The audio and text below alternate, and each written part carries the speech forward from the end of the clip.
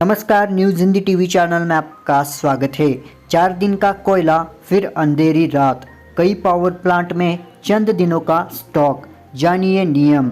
देश में कोयले से चलने वाले कुल 135 पावर प्लांट हैं। सभी पावर प्लांट को कम से कम 20 दिनों का कोयला भंडार रखा होता है, लेकिन सितंबर अक्टूबर में अभी पावर प्लांट के पास कोयले का भंडार घटकर चंद दिनों का रह गया है।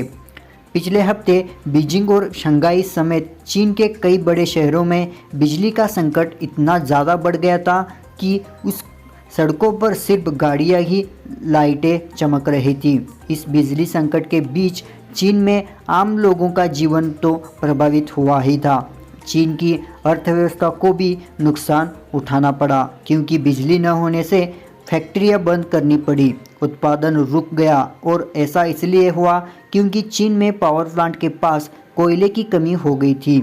अब कुछ ऐसे ही संकट की ओर भारत भी बढ़ रहा है। हालांकि सरकार ने इससे इनकार किया है, जबकि कई राज्य सरकारों ने कोयले के संकट का दावा किया है। देश में कोयले से चलने वाली कुछ 135 पावर प्लांट है। सभी पावर प्लांट को कम से कम 20 दिनों का कोयला भंडार रखना होता है, लेकिन सितंबर अक्टूबर में सभी पावर प्लांट के पास कोयले का भंडार घटकर चंद दिनों का रह गया है। 25 पावर प्लांट में 3 अक्टूबर से 7 दिन से भी कम समय का कोयला भंडार था। कम से कम 64 पावर प्लांट में 4 दिनों से भी कम समय का कोयला बचा था। 1 अक्टूबर 2021 को खुद ऊर्जा मंत्रालय ने कहा था कि देश के 135 थर्मल पावर प्लांट के पास मात्र 4 दिनों का औसत कोयला भंडार बचा है, जिसके बिजली का उत्पादन कम हुआ है।